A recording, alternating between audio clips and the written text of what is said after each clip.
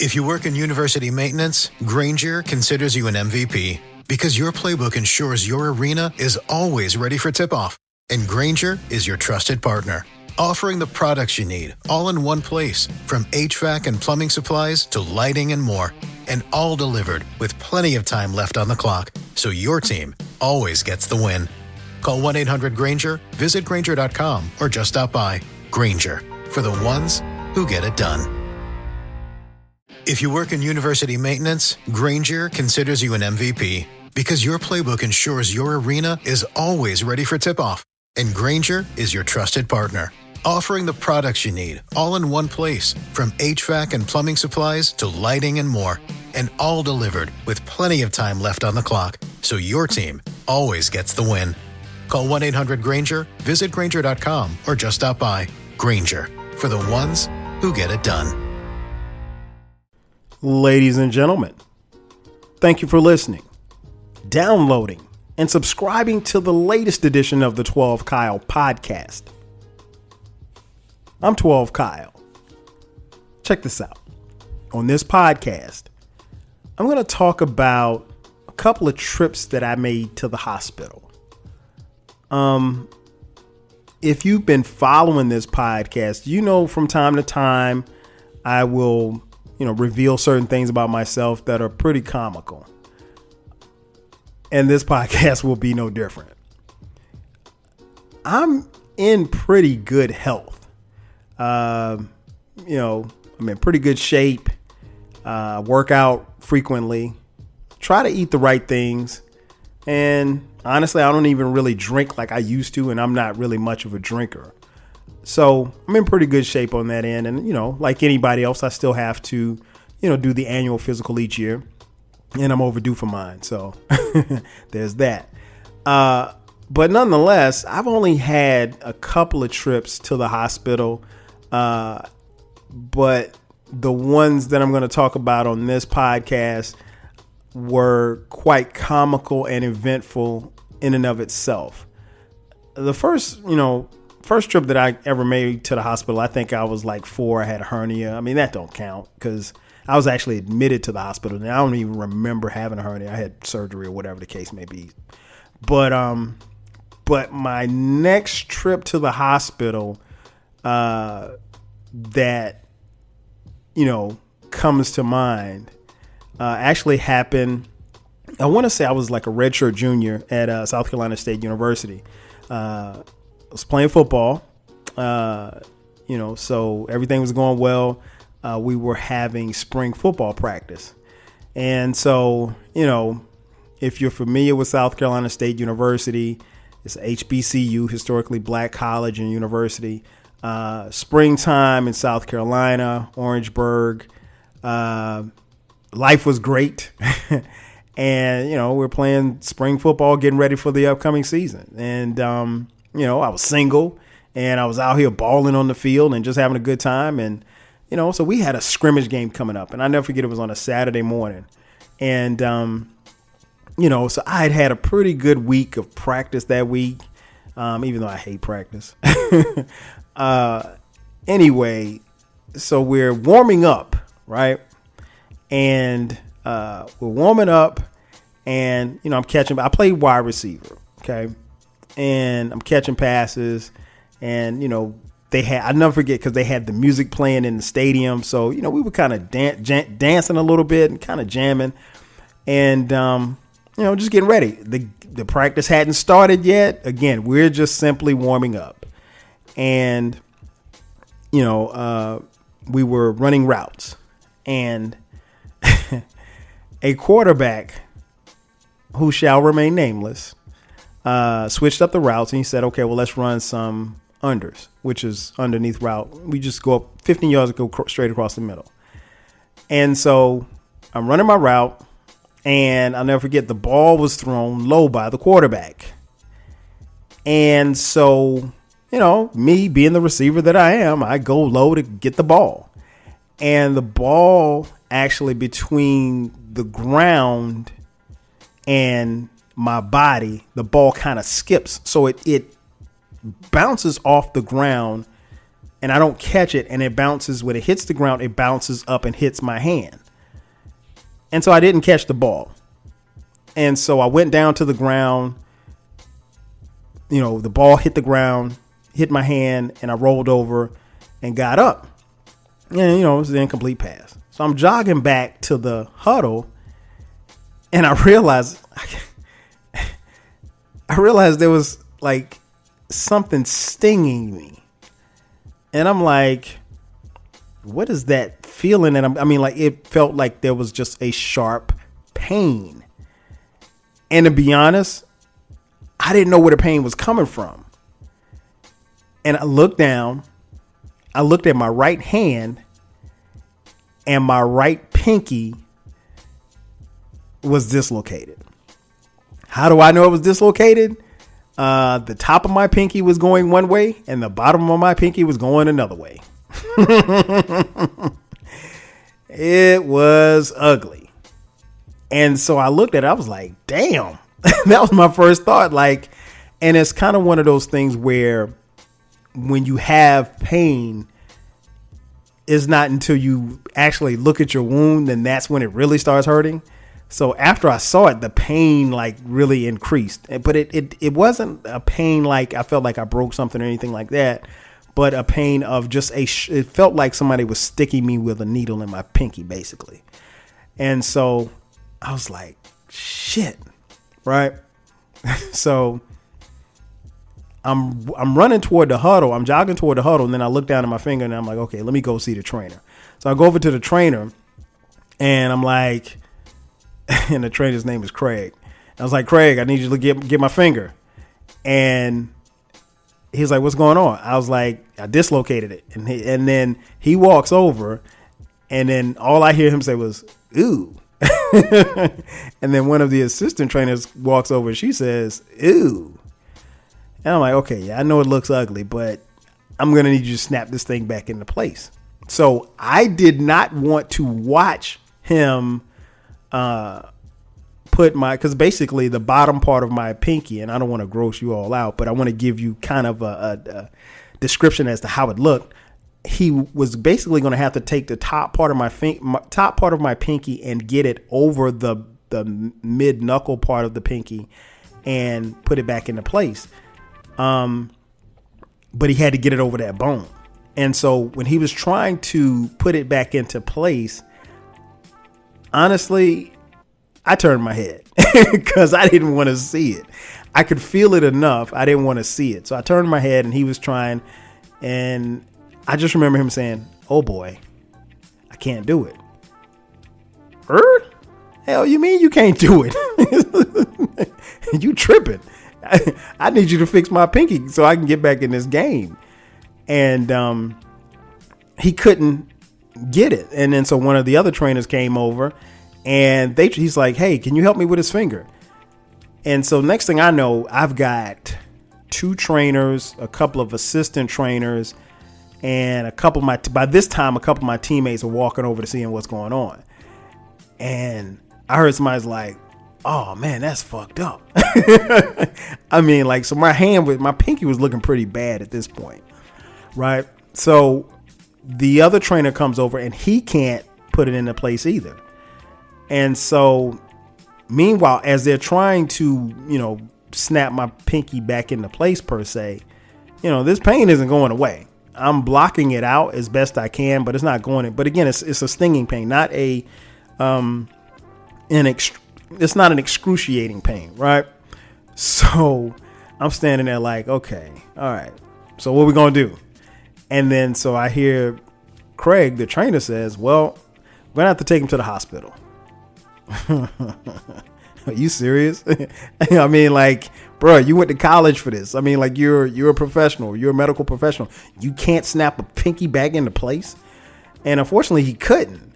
So I'm like, damn, now I got to go to the hospital.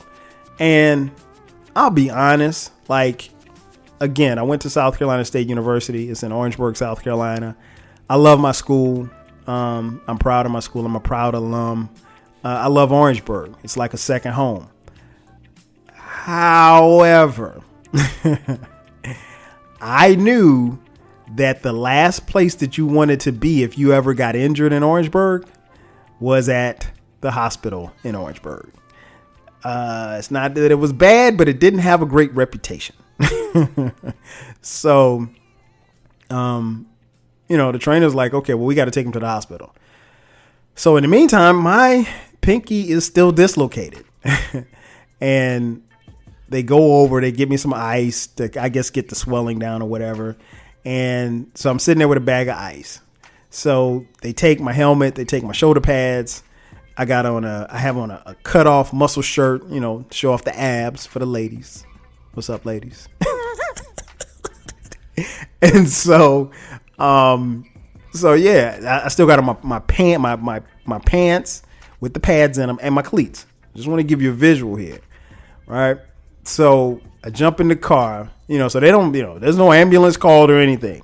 I jump in the car, and I jump in the trainer. I think was it Craig that took? I can't remember if it was Craig or it was the trainer assistant. Somebody took me to the hospital. So I get to the hospital, and again, this happened on my right hand. Well, problem is I'm right-handed, right?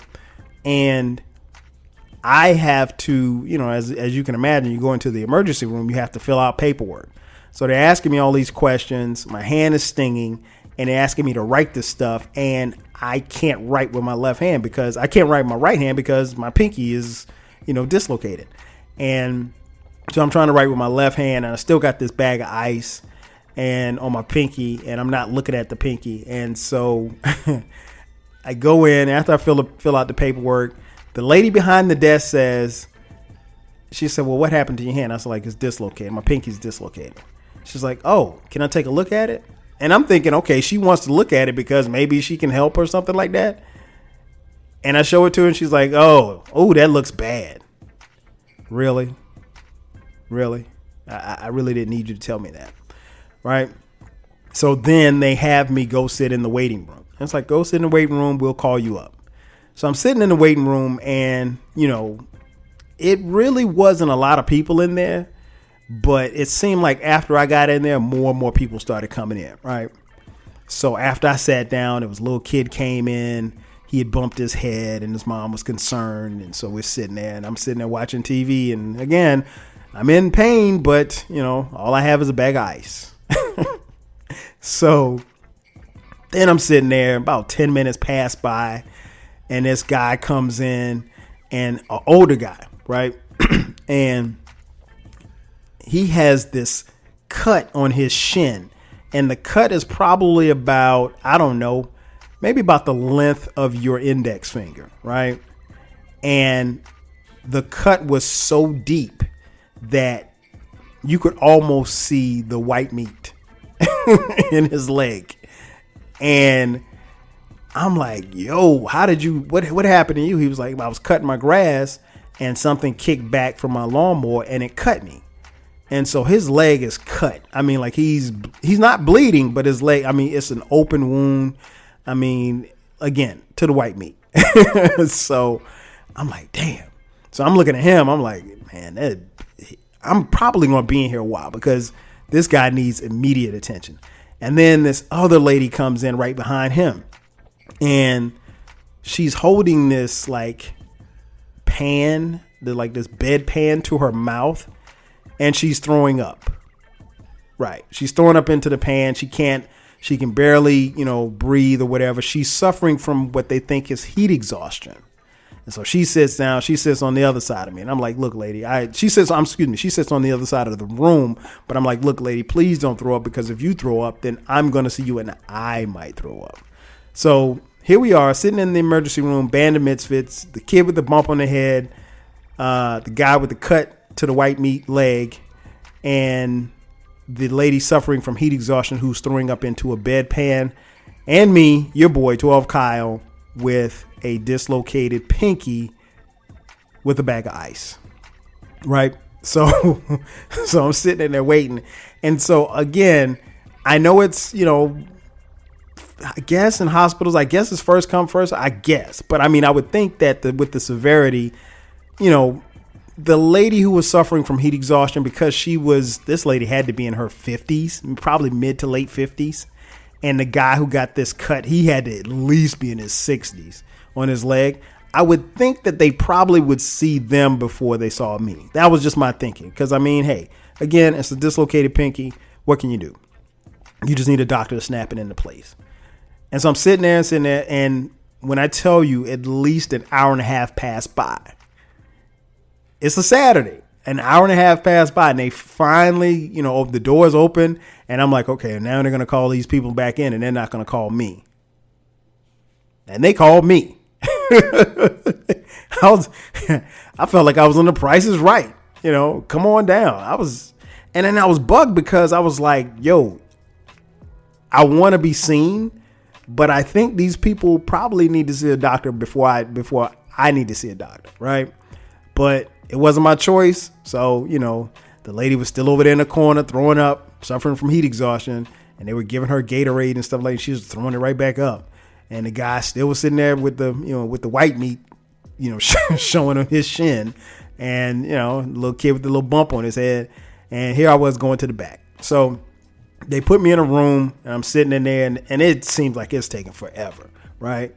And so the doctor comes in, he takes a look at it, and he tries to snap it into place, and he still can't snap it into place. So again, I'm sitting in the hospital in Orangeburg, South Carolina, in my football pants with the pads, my cleats, and a cutoff t-shirt and a bag of ice with a dislocated pinky.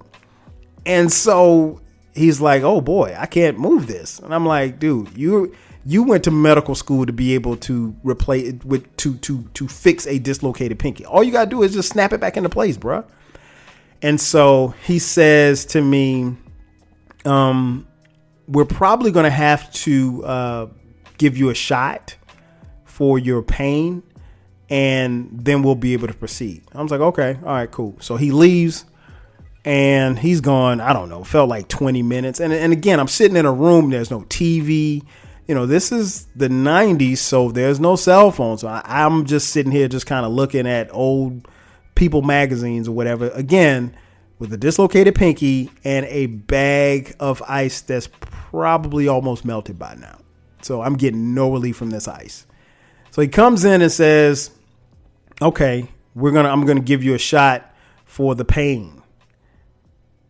I was like, all right, cool. So I stick my pinky out. And he said, well, I need you to drop your trousers.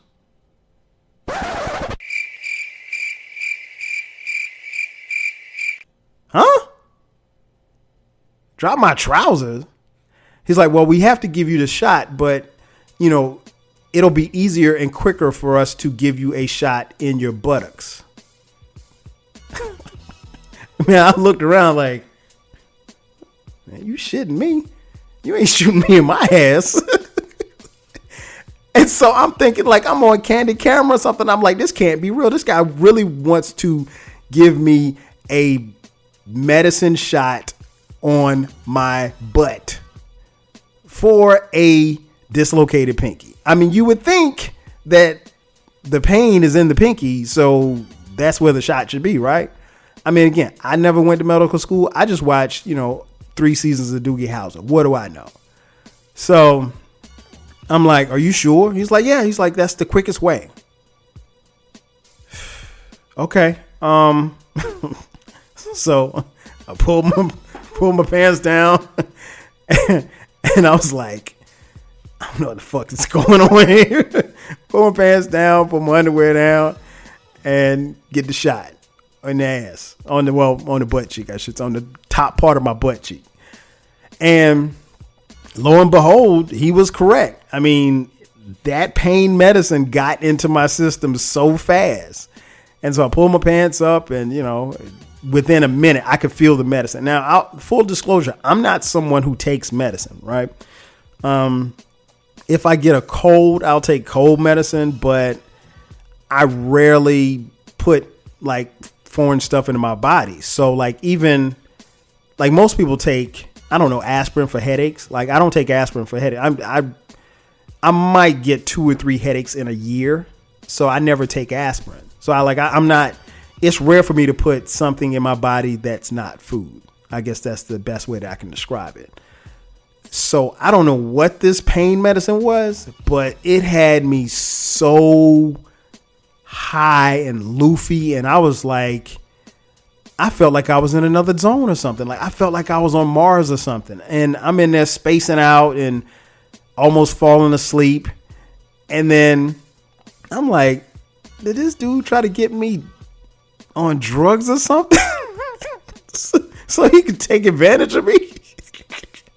I mean, like on the real, and that's not funny, but I was out of it. Like I didn't know what was going on. And then he comes back in and he's got another doctor and they're taking a look at it and they finally, he's able to, and again, while he's doing this, I'm not even looking. But I was fully aware when they came in the room, but prior to them coming in the room, I didn't know what was going on. I was in and out of like, I didn't fall asleep, but I kept like dozing off or whatever like that. But again, I'm sitting on a table, so I'm not going to lay down. I'm just sitting up there and just kind of dozing off. And so he comes in and he snaps it into place. And then they put a splint on my pinky. And yeah, that was my adventure. And here's the weird part. So after all of this goes down, I go back in the waiting room to get my release and everything like that. The lady is still sitting in the corner with the heat exhaustion. And I don't know if they saw her or not, but she was still in the corner. And my man with the cut on his leg, they gave him like a big Band-Aid and he was sitting in the corner too. And I'm like, what the hell's going on in this hospital, man? And so yeah, and then the trainer came and picked me up, and obviously I missed the game because I was in this hospital for the better part of about 4 hours. And I don't know why it took so long to fix a dislocated pinky, but they fixed it. My pinky it doesn't look bad. It looks bad to me, but I mean, it looks regular to most people. It's still a little disconfigured a little bit. But it's football. I mean, you play football, you're going to have injuries and stuff like that. So, yeah, that was my one of my trips to the hospital. So word to the wise, if you're ever in Orangeburg, South Carolina, and you have to go to the hospital, don't. So my second trip to the hospital, this one wasn't pleasant either. This had to be like probably back in, I want to say this was like, it's probably like 2000, right? And because I remember because my oldest son, Dion, he was a little guy at the time. And it was just me and my wife and Dion. And so I'll never forget I was working and me and one of my coworkers, he was like, yo, man. He's like, let's, my boy Calvin, shout out to Calvin. He's like, yo, let's, there's this new Chinese restaurant around the corner from our office. He's like, I want to go check it out. I was like, all right, bet, we can do lunch. So we left work. It was, I'll never forget, it was a Friday. And we left work and, went to the little Chinese restaurant. They had a little grand opening sign and stuff and everything and like that. And I'll be honest, I like Chinese food. Don't get me wrong. I don't want to offend anybody, any of my Chinese brothers that are listening to this podcast. Shout out to everybody in China that's listening. Because I know you do listen. That said, I'm very particular about the Chinese food that I eat and where I eat it from. I guess that's what I'm saying. Like there's a Chinese spot around my way here that I eat Chinese food. There was a spot in Orangeburg where I went to college where I would eat Chinese food. But other than that, I just don't like if I go to your town and I'm hanging out with you and you say, let's get some Chinese food, I'm probably not going to eat it. I'm just very particular about the Chinese food that I eat. Right. So anyway, so me and Calvin, we go to this spot for lunch or whatever like that. And this spot is still open, by the way. And again, this was 2000. So we go, and I don't even think I kept it simple. I think I had like shrimp fried rice because I never do the exotic stuff and everything like that. I keep it simple. I just shrimp fried rice. That's about enough for me. My thing is, I don't think you can mess up fried rice. I don't think you can mess up shrimp. I mean, if you do, something's wrong. Nonetheless, we eat lunch. The food was good. It was good, right? And so come back to work, and me and Calvin, we're there, we're working whatever till 5 o'clock. 5 o'clock comes. My stomach started to feel a little kind of queasy a little bit right before we left work. But I was okay. I was cool. I was like, all right, no big deal. I was like, maybe I'll just have to, sit on some water when I get home. And so I got home, and my wife was there. Dion was there. And, we just chilling, just regular Friday night, not doing anything in particular. And I remember going home, and I didn't have to go to the bathroom. My stomach felt, like I said, a little queasy, but once I got home, I didn't have to go to the bathroom. I know that's TMI, but anyway. So I'm in the room, and the next thing I know, like, it was literally all of a sudden, everything that I ate came up. And I mean, like, I threw up everything. And so I'm like, yo, I'm bugging out. I couldn't even make it to the bath. Like, I was on my way to the bathroom and threw up, like, in the hallway near the bathroom.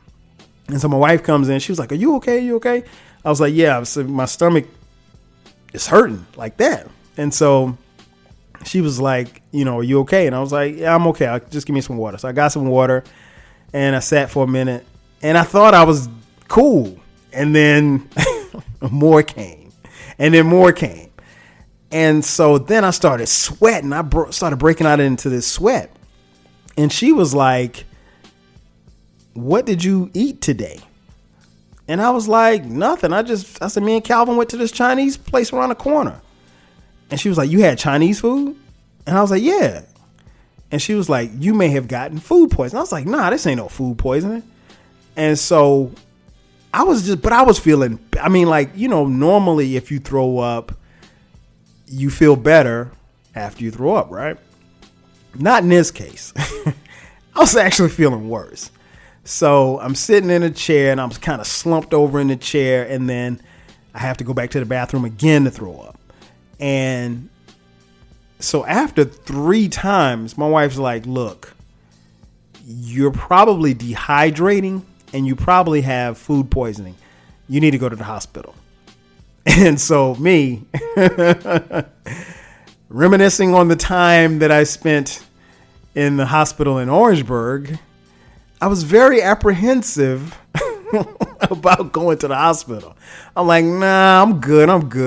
Typical man, stubborn, right? And she was like, no, you're going. And so, when your woman says, no, you're going, you're going. So we get in the car. I don't know what, we left Dion with our good friend, and she babysat him. And so we went to the hospital. So I go into the emergency room. Fortunately for me, there was nobody in there with a cut on their leg or anybody throwing up, just me. So I think I threw up again in the hospital in the emergency room bathroom before they. But at this point, I didn't have anything else on my stomach. Like, there was literally nothing coming out. So they, admit me or whatever. No, I'm sorry. They don't admit me. They take me to the back, and they say, okay, well, because by this time I'm getting a fever. And that's where the concern was for my wife, because she was like, if you're throwing up, that's one thing. You're throwing up and you have a fever, that's something else. And that's not something that she could diagnose or anybody else could. You have to see somebody in, the medical profession. You have to see a doctor so that they can properly diagnose you and give you whatever medications you need, because we don't know what's going on at this point. Right. So I'm getting this fever, and I think I took some Tylenol or something like that before we left. But again, I threw up, so that stuff came right back out. So the nurse comes in, and the nurse is, she's talking or whatever, and she's, getting my information. That she took my temperature, and they took my blood pressure, and, the blood pressure was fine, but the temperature was, I think it was like 103 or something, 103, 104, something like that. And so I'm in there, I'm smoking, I'm on fire. I don't necessarily feel bad. My stomach is killing me, And I couldn't keep anything. I tried to drink water, and I tried to drink cold water. And I don't know if necessarily if water actually helps when you're throwing up. It made it worse. So I'm sick, y'all. I'm out of it, right? And I'm sitting in a room, and they actually have a TV. So I'm watching the game, and I'm like, this is terrible. I'm just feeling bad. And so, the lady's checking my stats or whatever like that. And so she comes in. she comes in, right? And she says to my wife, well, here's what we have.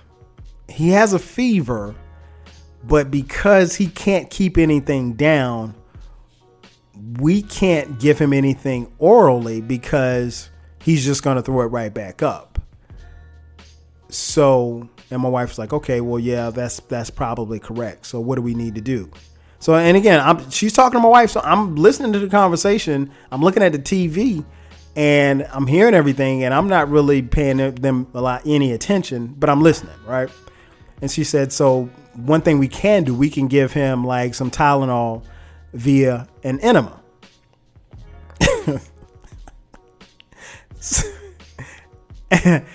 And so when I hear this, I said, an enema?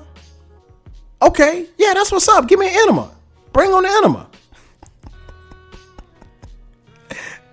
And my wife, Sharice, looks at me and her knowing me the way that she knows me, she knows that at this point, I don't know what an enema is. I'm almost ashamed to admit this, but I didn't. And I am at this point 27, 28 years old. I don't know what an enema is. So when the lady said, we'll have to give him an enema, I'm like, yeah, bring on the enema. Give it here. I'll take it. And I didn't know what an enema was. All I heard was public enema. So Sharice looks at me and she's like, oh, you don't know. And she looks at the nurse, and the nurse looks at her like, oh, he don't know. And so the nurse kind of smiles, and she whispers to my wife, I'll let you discuss it with him privately. Because the nurse knew at this point, I didn't know what the hell I was talking about. And again, I'm not under any medication, so it's not like I'm going crazy. So she realizes that, okay, I'm going to have to leave this man with his wife so she can try to explain to him what's about to take place, and he has to be okay with it. So she leaves out. She has this little smile on her face, like this little smirk, like, oh, this is about to be funny. But to me, again, all of this is unbeknownst to me. I don't know anything. I'm like, hey, bring on the enema. I thought it was like a cough drop or something. So she leaves the room, and Sharice is like, do you know what an enema is? I was like, medicine, I guess. I was like, but I just need something to make me feel better because I feel bad and I'm hot. And I was like, I just feel terrible. And then she explained to me what an enema was and how they were going to have to put it in my body.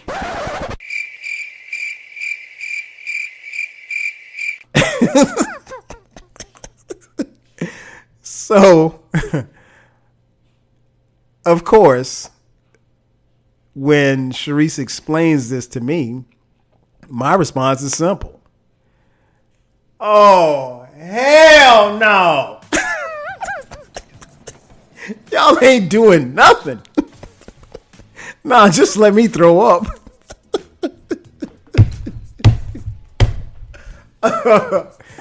Oh, man. So Sharice would spend the next 5 minutes trying to convince me that I needed this enema. And I was dead set against the enema. But I had no choice. And so the nurse comes in about 10 minutes later. Stupid little smile on her face. Did you discuss it with your husband? Yes, I did. And she said, you know what, ma'am? She said, I can administer it. Man, oh my gosh. I'll say this. After getting the enema, I felt better, but I vowed to never, ever go through that again. Of course, it was out of my control, but I don't ever want to go through that again. Took the enema in about, 20 minutes or so. Temperature went down. By the time I left the hospital, temperature was probably right at about 99. So they released me. My vitals and everything was fine. I think I might have been in the hospital maybe about 4 or 5 hours. No. I'm sorry. Probably about 3 hours. It wasn't that long. But yeah, man, that was my my adventures to the hospital. I'm pretty sure at some point we all have to go to the hospital, except for me. I'm not going back to the hospital. I'm never going back to the hospital. I might come to visit someone, but as far as a patient, no, I'm not looking forward to the next time that I am a patient.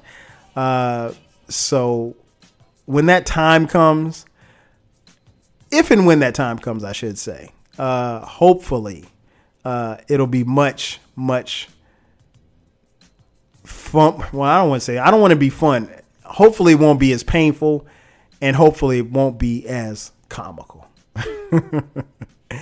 That's going to do it for me. Thank you for checking out the latest edition of the 12 Kyle podcast. I'm your boy 12 Kyle. I'll catch you guys next time. 5Gs. If you work in university maintenance, Granger considers you an MVP because your playbook ensures your arena is always ready for tip-off. And Granger is your trusted partner, offering the products you need all in one place, from HVAC and plumbing supplies to lighting and more. And all delivered with plenty of time left on the clock, so your team always gets the win. Call 1-800-GRANGER, visit Granger.com, or just stop by. Granger, for the ones who get it done. When you manage procurement for multiple facilities, every order matters. But when it's for a hospital system, they matter even more. Grainger gets it and knows there's no time for managing multiple suppliers and no room for shipping delays. That's why Grainger offers millions of products in fast, dependable delivery, so you can keep your facility stocked, safe, and running smoothly. Call 1-800-GRAINGER, click Grainger.com, or just stop by. Grainger, for the ones who get it done.